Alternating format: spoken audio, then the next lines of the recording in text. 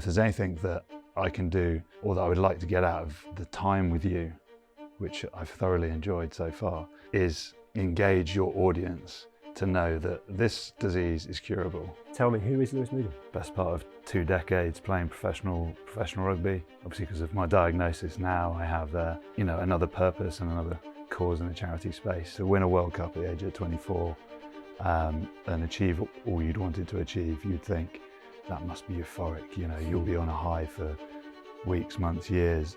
And actually that euphoria lasts seconds. But it was like, okay, now what? Now we've achieved all I've ever wanted to achieve. I'm 24, now what? Can I go there with you just in terms of being diagnosed? You were caught off guard by it. It wasn't like you ever get to prepare. Yeah. Can you describe what motor neurone disease is? It's the first time I've been asked that question since diagnosis. Yeah, it certainly wasn't an easy thing to hear. That piece of information that changes your outlook on the future, that diagnosis is negative and the noise around it is negative. But when you start speaking to specialists, there's a lot of hope. This disease is curable.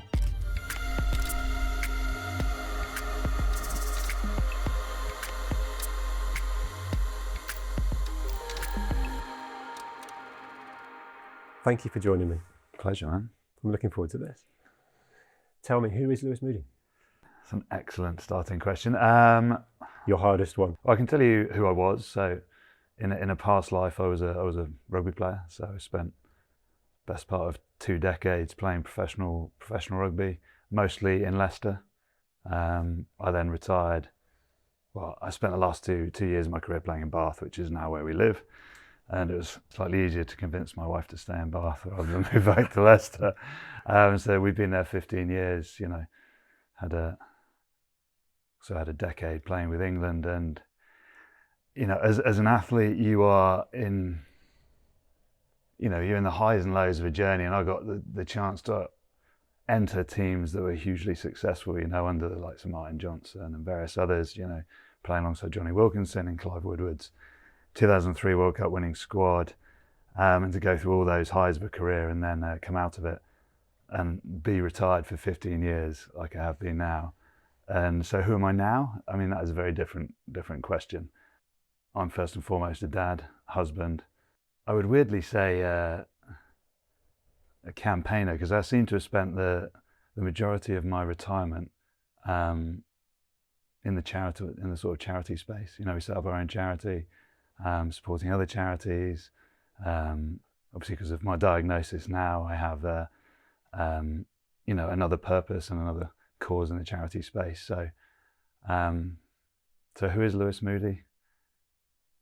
I suppose who is Lewis Moody now?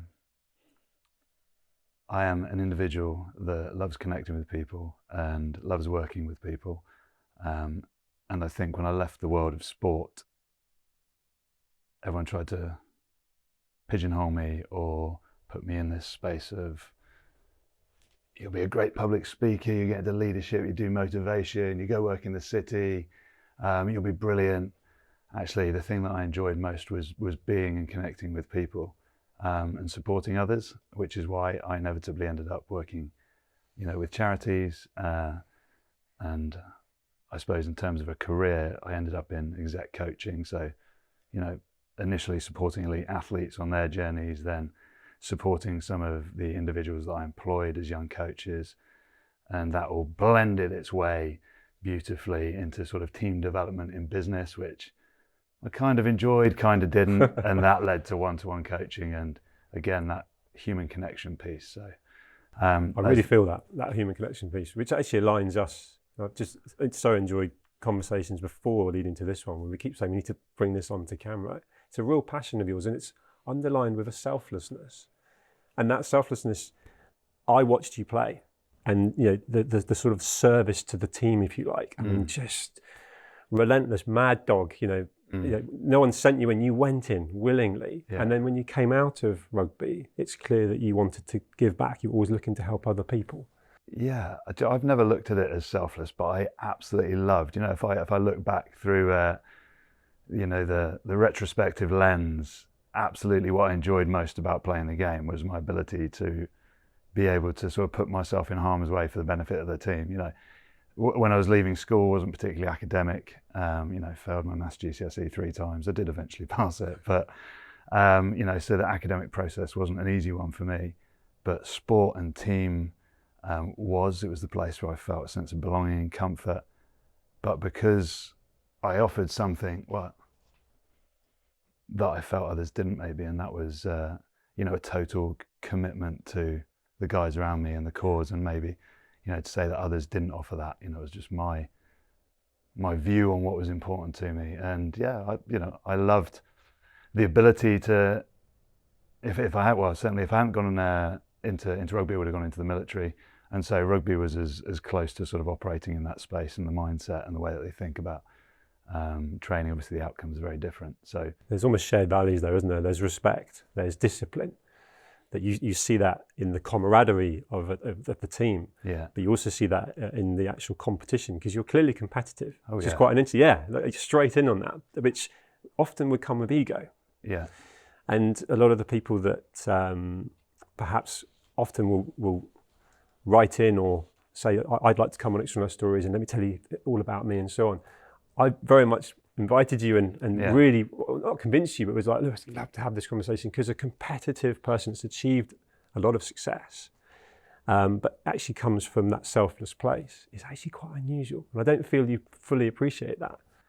No, I don't, because I'm me. I've been in this body 47 years yeah. now, and I'm fiercely competitive. And don't get me wrong, that I didn't enjoy the success that I had during my career. Right, I absolutely loved that. That was very much something that drove me to want to be better, to want to get into the team the following week. To be playing for England again the next year, so we can be a part of that next Six Nations victory, the next Grand Slam. Can we get to another World Cup final? All of that was enjoyable. I certainly enjoyed it. It's great because it proves you ultimately enjoying the journey. That's what I suppose I was going to say, is that the outcomes, those victories, they were great. But when you sit in it, we chatted earlier, and let's take, for instance, the World Cup final. You win a World Cup. As a young lad, all I ever wanted to do was play for England. Well, actually, all I ever wanted to do was play for Leicester Tigers, my boyhood club, which I did. Then all you want to do is play for England. Then all you want to do is win stuff with England. So to win a World Cup at the age of 24 and achieve all you'd wanted to achieve, you'd think that must be euphoric. You'll be on a high for weeks, months, years. And actually that euphoria lasts seconds, and the final whistle goes. That is the most honest release. The most honest moment is when that whistle goes. You see all the lads running around, joy, excitement, euphoria. That's honest. The rest of it felt like nonsense, if I'm honest. Waving the flag, signing stuff, that all felt then sort of forced. And when you sat in the change room afterwards, it was like, it was actually a lull. There was like a dullness inside of me. And I chatted to a lot of the lads, and some are similar, some aren't. But it was like, okay, now what? Now we've achieved all I've ever wanted to achieve. I'm 24, now what?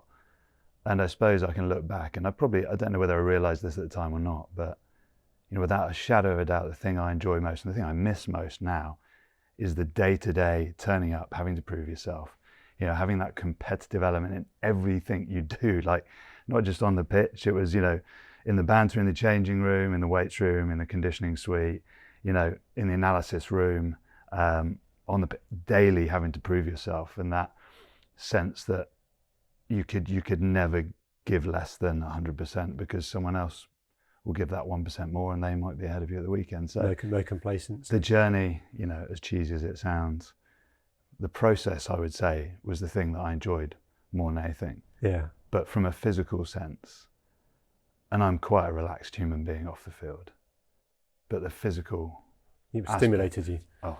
Yeah. You went deep then in your eyes then. You went into it, yeah. I miss that, and you can't replace it, right? I've done all sorts of challenges around the world with awesome people, and including some of my former World Cup winning teammates. But it still doesn't replace that sort of competitive outlet that you get from playing. No, I was going to say combat sport. That's probably well, it was with you. Yeah, I should probably say an evasion sport. But and it's great to have met many of your former colleagues and friends through either filming together or different kind of rugby dinners and events. And I would watch you playing and be like, who was that? And you started almost to build this pattern. Well, it was probably Lewis, and then the camera would zoom in, and everyone was coming out of the ruck, or whatever, and it was like, just used to go in hard, and you come out ready for the next one. Yeah. And I could see almost the shock of, again, former colleagues and opponents were like, how did you get up from that? Straight back in. And you thrive off it. Your eyes told it then. But that passion for what you did was real. Well, the passion's the thing that's always driven me, whether it's someone talking to me about watches, and I'm like, why would I listen to, someone, I like watches, but not enough to go and listen to a talk. And I sit in this talk and I'm like, the sort of energy, the zest for the commitment to, and the understanding and the knowledge and the passion with which he talked about his watches. Like, man, I'm on this journey with you.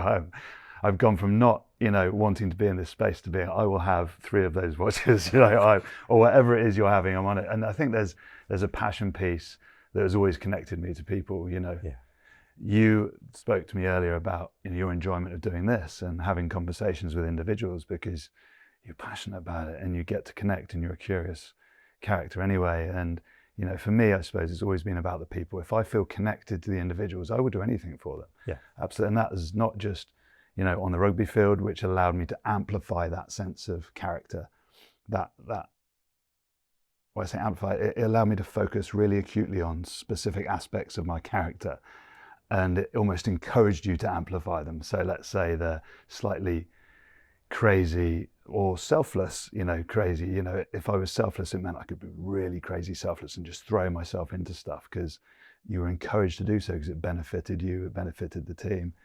And there was something I very much enjoyed about that. So passion and connecting with people. I've gone off on such a tangent. It's really interesting because when 2 weeks ago, 1,500 people come out to support you and your family in Battersea for the most memorable dinner.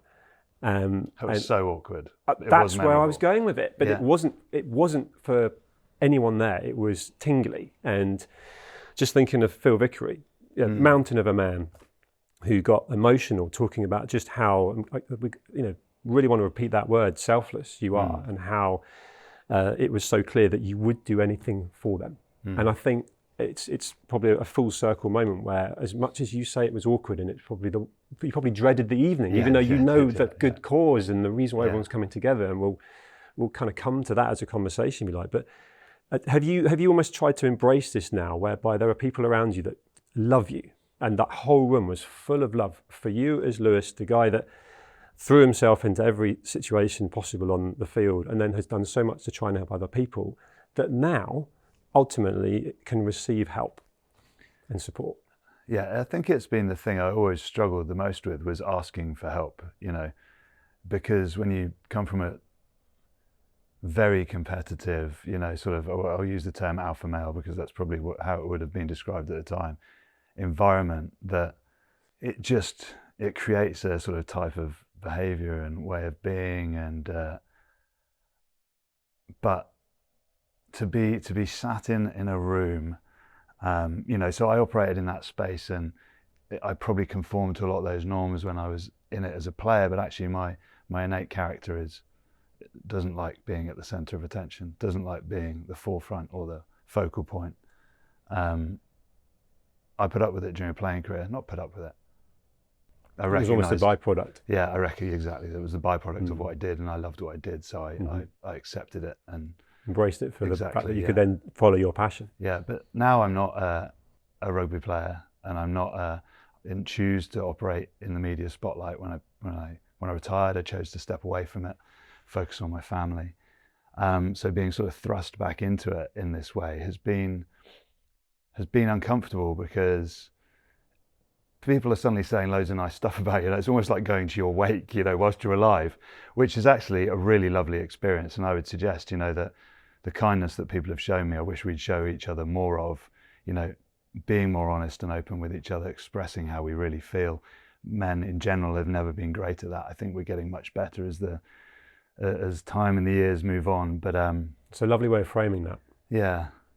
So in answer to your question, it was uncomfortable. A lot of people put in a lot of hard work to make it happen. And I very much felt the love in the room and the kindness. And And listening to what people said about me in front of my kids was lovely, you know, so for my boys to experience that. Otherwise they'd have to wait until I wasn't, you know, I wasn't here, which is not the best time to hear that. That was a process due to my diagnosis, right? And I feel grateful that because of the way that I've behaved in my life, that people, I suppose there's an element of paying it forward type thing in here, maybe that comes to mind, is that because of the way I've behaved, acted, supported, hopefully others. You know, I've made plenty of mistakes in my life, like every human, but people have really rallied around me, and more importantly, rallied around my emotions. Always run just under the surface. When I talk about family, support, the network that has come together for me and my family. So I feel very grateful that, you know, for the community I work within, how strongly they have taken us under their wing and chosen to support us, because a diagnosis of motor neurone disease is not it's not an easy thing to have to grapple with, especially for young kids, but we are doing, and the support makes it easier. Can I go there with you, just in terms of being diagnosed, and then the conversations with family, because the person that clearly takes everything on with force, that's it's something that, you know, you're never prepared for, right? You know, and you were caught off guard by it. It wasn't like you ever get to prepare. Yeah, it's not hereditary. You know, it's something that, you know, you've got to go through your own emotions. And I don't wonder whether you went with the whole like why me at all, because that's so not you. And then you've got to then have a conversation and probably be strong for your family. I just wonder how that's been for you. Well, 100%. You feel you have to be strong, right? But a part of being strong for me is also being honest and sharing how you feel really about it with your kids. It certainly wasn't an easy thing to hear, but I just see no benefit in sitting and dwelling in the negativity or woe is me. And it's, you know, I probably did feel like that initially. I can't recall exactly what I thought. When I talk about myself and this disease, I can be really pragmatic about it. You know, I can view the future, I can be aware of it, I can talk about all the stuff we need to do to make sure we're prepared, you know, whether it's financial, voice banking for a time when, you know, you'll potentially be non-verbal, you know, whether it's movement, you know, preparing the house to be ready for a wheelchair, you know, that you're going to be sat in, you know, potentially in, you know, however long. So all of that type of stuff I find quite easy to talk about. The hardest thing, as always, is, you know, talking about the impact it has on the people around you, processing other people's emotions about it. You know, it takes time to process your own emotions. Sure. I just don't see any benefit in, it's not that it doesn't happen for me. Like, I feel sad. Of course I do. I feel sad about, you know, what you'll potentially miss, you know, what life has, what you've mapped out for your life and where you intended it to go. You know, it wasn't long ago I was talking about, okay, what's the next 15 years going to look like from a working perspective? And okay, great, I was mapping that out, and then all of a sudden you get this piece of news and the future becomes irrelevant because you don't know what it is or how long it lasts. And it's given me this really, and I haven't found a better word for it yet, I'm going to say privileged position to hyper-focus on the things that are important for me now. And everyone talks about being present and the importance of being present. And I think I've always been conscious of that, but never really recognized what it looked like. Now I recognize what it looks like, and it's just simplifying. You know, it's really simplifying and focusing on the priorities. What is important for me now, today, in the short term, medium term, and inevitably it comes down to time with the people that you love, doing the things you enjoy, and really diminishing the things that do the opposite of either of those, you know. Absolutely. So if it brings you no joy, if it causes stress. And so, yeah, it's a really strange position to be in, but I think there's the athlete mindset almost prepares you, I think, to be able to cope. It's just that last piece of everything you said there has probably captured so many of the kind of questions I had, and thank you for sharing that, you know, that resilience piece as the player that you were, and the discipline you learned to then in some way prepare you for someone that loves challenges, was setting yourself challenges, to then be tasked with such an unwelcome challenge, but you take it and then you work out how to manage it. And you know what? And in the months since diagnosis, it's only been eight months. Yeah, 8 months. Yeah. since I sort of told everyone in, I think it was September, I forget the exact date now, it's probably something I should remember, but the details, something that's never been massively important. I've always been, let's just crack on and go. But it's the challenge, that word, that almost sort of reinvigorates me now. It's like, God, I won't say dormant seems like an exaggeration, because the last 15 years haven't been dormant. I've done a lot of stuff since I finished playing, set up companies, set up a charity, changed a career path, been to various different parts of the world on challenges, raising money. And they're pretty extreme. Bringing in Al Chambers, talking to him at that dinner you had here a few weeks ago. Yeah. Just listening to what some of the things you've done. Well, proper challenges. Yeah. Proper challenges. Well, North and South Pole, where we had the plane landed and the hydraulics of one of the wheel housings collapsed, so we're sliding down I say the runway, it's just an ice strip, which had a crack in it, and the reason that the wheel collapsed was because we went over the crack and it just forced the hydraulic system through the fuselage. But none of it was we were just sort of like that, leaning down the runway. It's like, mate, this doesn't feel right. It's like, no, this doesn't feel right. And then the whole plane sort of lurches up as it comes to a standstill. You get off and you look back at it and go, crikey, that was interesting. And then you focus on, because there's nothing around you. No, thousands of miles. Yeah. And you're then just, right, let's crack on with the next job. And so walking to the North Pole was the greatest, one of the greatest experiences of my life, certainly the most uncomfortable I've ever felt. But you talk about challenge and embracing challenge, and this MND challenge feels like one I'm almost reinvigorated by. A little bit like going to the North Pole. You're out of your comfort zone. It's when you feel most alive.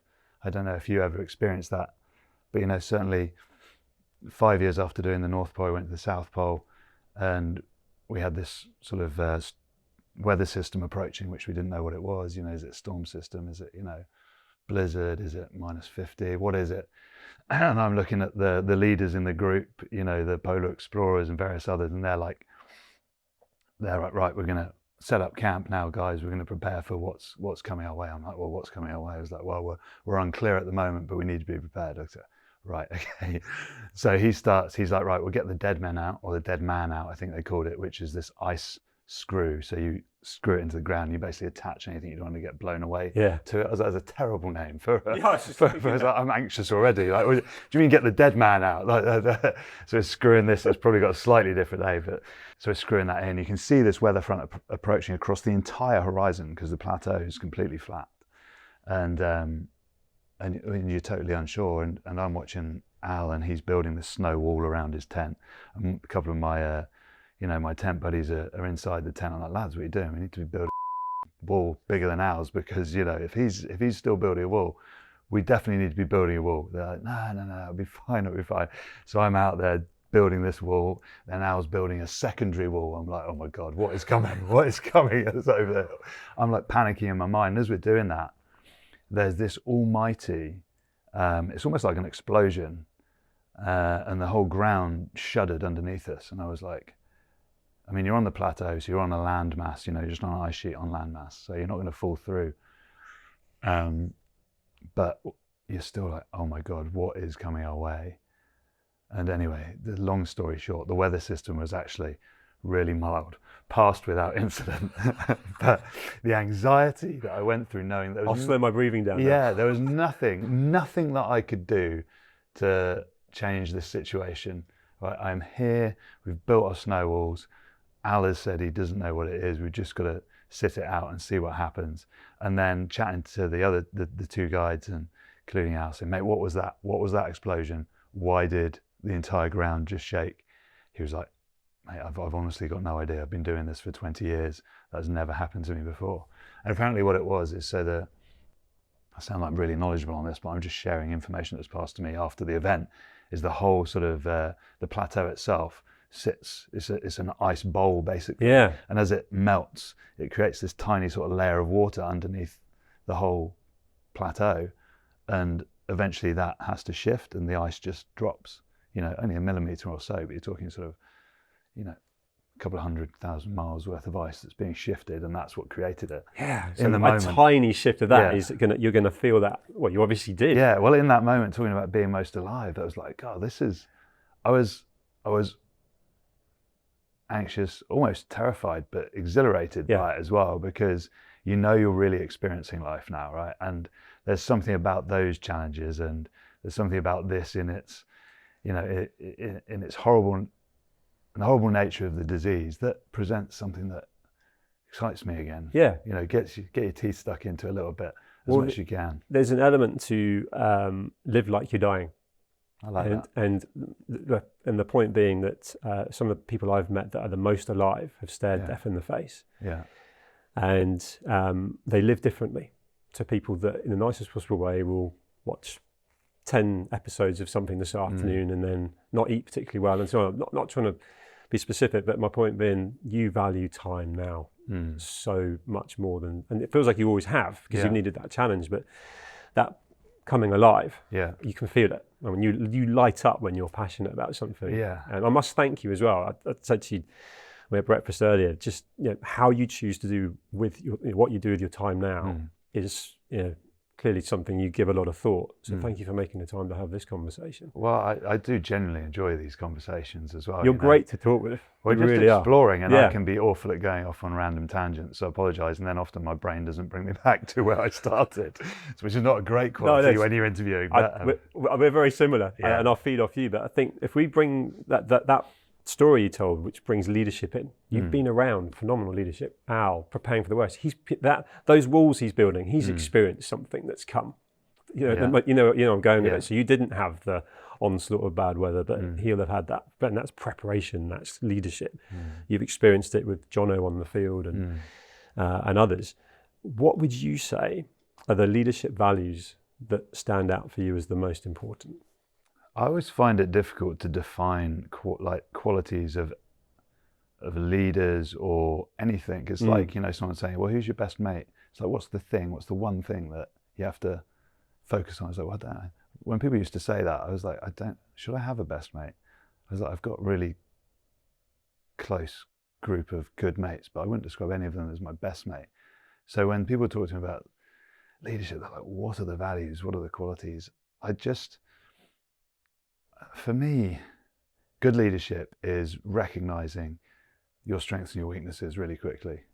And really, well, people that I've seen or consider great leaders, you know, Clive Woodward, Martin Johnson in the places that I've been in, the sporting world that I operated in, Alan Chambers in the world beyond, you know, and talking about adventure and exploration, and you know, they understand their strengths, their weaknesses, and they put people around them that fill those knowledge gaps, and they don't try and be what they're not.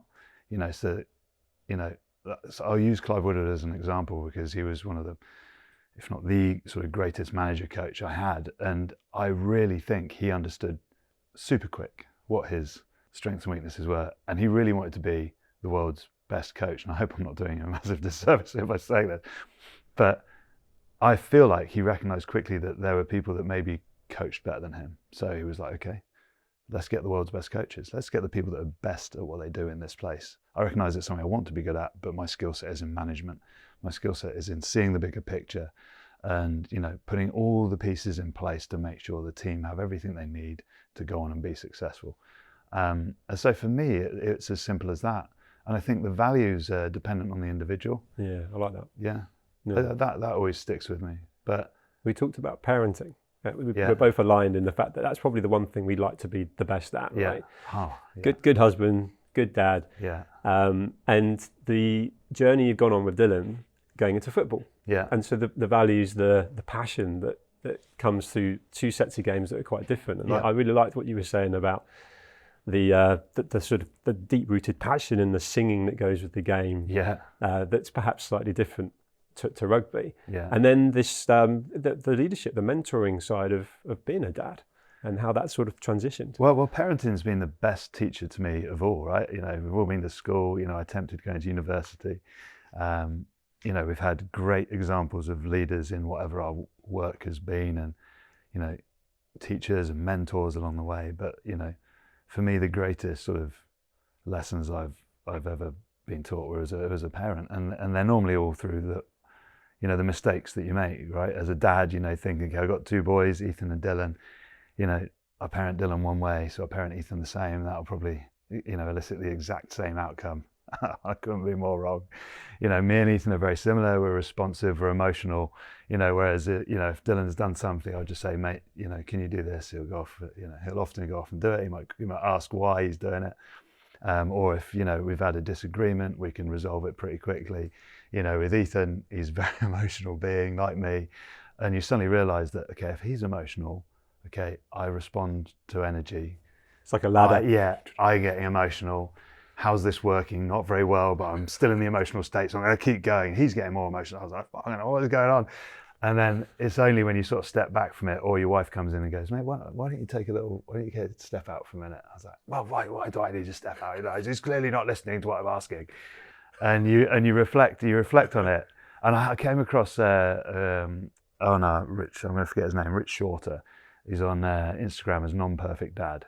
He's, I think, a priest or a vicar. And I started looking at some of his stuff, and it was just really interesting about being a parent and your expectations. But, you know, I very quickly realized that I fed off my son's energy. And if I got more cross because I expected a certain way of behaving off of him because of my learned behavior with Dylan, Sure. and I didn't get it, that amplified my emotion. So if I lent into it, that amplified his emotion. What did I need to do? Actually, I needed to do the opposite of what I felt or was. And often Rich would say, actually, what you need to do is, when the kids were young, distract. So it might be tickle, might be hug. They might have done something, you know, wrong that makes you feel like you need to tell them off, or, sure, you know, all that. That actually says that's not going to help the situation. Do what helps the situation. Advice. Yeah, and or even to the point of, you know, just recognizing that I am an emotional being, and that it's really difficult as an adult to control your emotions. So imagine how hard it is as a child to control your emotions. So if I'm finding it hard and I need support from my wife, you know, to recognize it and tell me and have that conversation together and go, look, if I'm ever, you know, triggered or, you know, or looking like I'm, you know, going in a different direction than you want me to go, just tell me and I'll step out and you can come in and calm things down. So, I mean, there's just been so much I've learned as a parent in how to interact with humans, especially young humans, on a better level. But it's made me much more self-aware. For anyone watching, listening, can you describe what motor neurone disease is? So it's the first time I've been asked that question since diagnosis. So motor neurone disease, or ALS, is actually what I'm diagnosed with. But motor neurone disease is how it's known in this country, okay, I believe. So it's a degenerative muscle condition, which means, you know, the muscles in your body gradually waste away over time at varying different degrees. And I think when you were given the diagnosis, so, you know, ultimately the outcome of motor neurone disease is that you'll likely be wheelchair bound.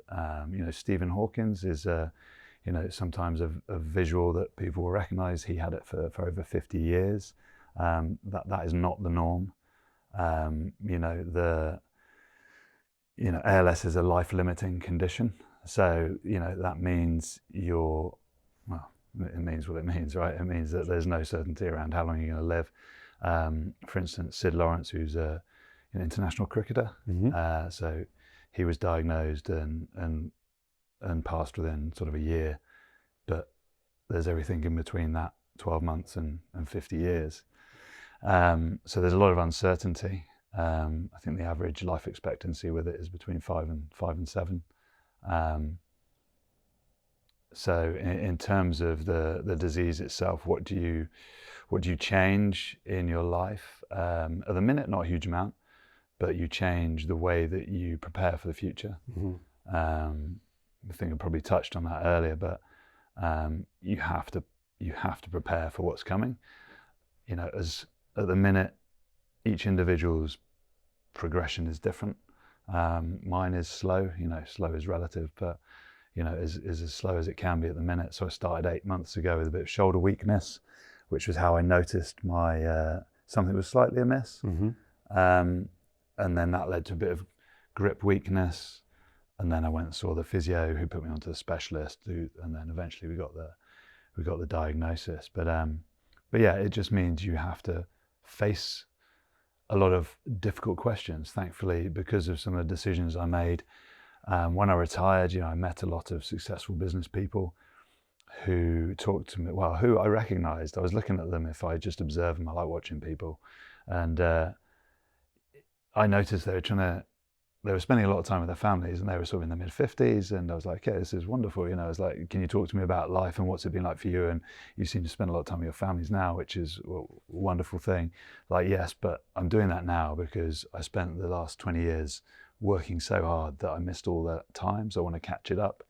And so there was two people that I spoke to who basically said, look, if you're going to make any decision when you retire, make sure you consider that the window of time you have with your kids is small.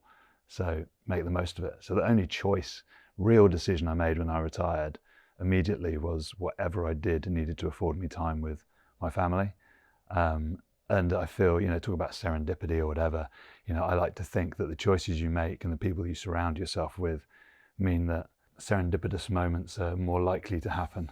And so that choice I made because of a conversation, the people I was surrounded by, means that now, my boys are 18 and 15.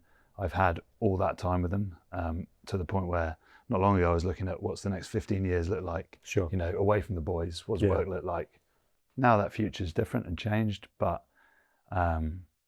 you've got golden times. Those older people you were talking to when you freshly retired remind me of when I was setting up a business and about to become a dad, and the high net worths, if you like, that were the clients I was talking to, all gave me the same advice, which is no matter how much money you make and success you have, you won't get that time back if you don't make time for when your kids want to be with you, and you no one can ever take that away from you. No, 100%. I feel fortunate that I had those conversations. I met those people at the right time. Hence the serendipity. Yeah. Well, exactly. Yeah.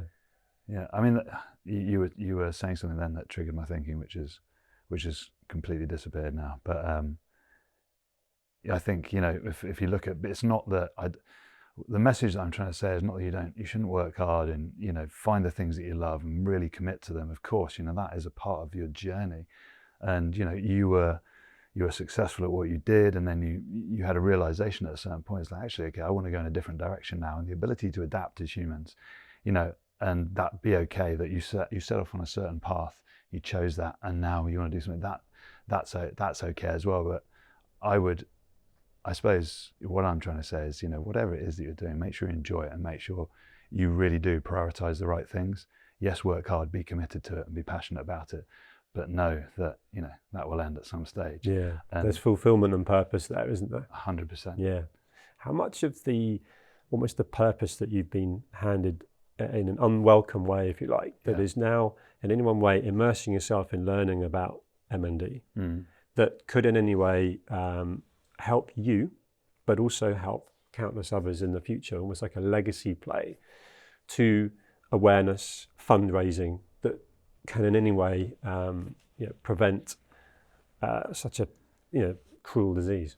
When I was diagnosed, the first thing, after dealing with obviously the outcome of that diagnosis and the conversation that you have was, okay, what do we do now? So I think every conversation I've had since then is like, how can what's the biggest impact I can have, in this space moving forward? So that is where my drive is at the minute. So the first part of receiving that diagnosis was making sure the family's secure and financially get all those things in place. And the next part is, how do we have the biggest impact in the MND space? And the sad reality of that is that, MND isn't incurable. In fact, the space I've arrived at because of Doddy and all those guys that have gone before is that actually there's a lot more hope in this space. Now, yes, when you first get that piece of information that changes your outlook on the future, that diagnosis is negative and the noise around it is negative. But when you start speaking to specialists, there's a lot of hope. There is, for the first time in 25 years, there has been a drug being developed that almost reverses symptoms for those people with genetic MND, but that's only 3% of people living with it. So of the 6 people that are diagnosed every day with MND, you're talking a tiny proportion, right? 6,000 people living with MND, and in this country alone, again, you're talking tiny proportions. So how do we hit the 97%? And ultimately, so it's not incurable, it's just underfunded. That is the message. And if there's anything that I can do, or that I would like to get out of the time with you, which I've thoroughly enjoyed so far, is engage your audience to know that this disease is curable. Curable is, I want to just define that, you know, a little bit, maybe like AIDS, it's about symptom repression. You know, the cure is a very difficult thing to find because from what I'm understanding, there's so many facets to it, is that there are going to be multiple things that need to happen for a cure to be achieved. So actually it's about symptom repression rather than a cure, but that is achievable and they're proving it. So what it needs is more funding. So, you know, my mission with My Name's Doddy Foundation, which is where I'll be applying my charitable effort, you know, so I didn't feel the need to set up another charity and distract from the great work that the existing charities are doing. Again, that's very selfless. That I really commend you for that. The work, the infrastructure set up, and you recognise that, but also a different personality would want to somehow create their own identity there. You're combining to conquer. Yeah, and that, you know, but that's been the thing that I've enjoyed in life, is like, how do you work with people to create a great outcome? How can I be a part of the team? So endearing. I can't stress you enough out. Yeah. But I don't know whether you found it. So when I retired, like, I spent 15 years in many ways doing it all on my own. And I speak to some of the lads about it and like, you know what? Yeah, we did that as well. I was like, but the time we were at our best was when we were integral part of a team. Like, why have we all gone our own different ways? Like, oh God. Anyway, you come back to this point. So yeah, I mean, I would love to engage anyone that watches this in supporting the work of My Name's Doddy Foundation, and ultimately helping us, you know, find a way of curing this disease, because it is curable. You speak to the specialists. There's hope. There's excitement. There's so many people doing so much incredible stuff out there. They just need the money and the resources to be able to do it. It's not always about money. Don't get me wrong, but ultimately, you know, if we're gonna make a big difference, that's what we need to do. Yeah, I'm glad you said that. When we talked earlier, I was like, what can I do to help you and in any way amplify, which I use that word a lot, and I notice you do as well. I like it. To amplify awareness and in any way reach people that can with means to help and support. But I'm going to thank you again. Time, super important, and you made it available to talk to me today. I've loved it. I'm really glad you have as well. And Lewis, if I can help you with anything in the future, in any way, please ask. Thank you. It's honestly, you know, I said it before, but I love these conversations. I love just exploring my own thinking, because you know, you often don't even know what's going to come out your mouth, right? And well, you said to me before, you said, well, if I'm looking right at you, I'm not thinking. If I'm looking away and I'm having a pause, then I'm doing. And you've done that a few times in this chat. Oh, good. So You've obviously got to challenge you, which you thrive off. Yeah, and there's a million different ones that, you know, when you get to the end of any conversation, you wish you'd shared, or there's other things. I'll go away and sit on the train and think, oh, we should answered it that way. I'm guilty of that. Yeah, but that's okay, right? You know, we share the things that are important to us in the moment, and we'll have another opportunity to share anything else. But thank you for providing the chance to, you know, talk about My Name's Doddy Foundation, talk about MND, sharing my experiences on life, but meeting new people, right, and connecting with you has been fascinating. So thank you. Yeah, no, it's absolutely my pleasure, Lewis.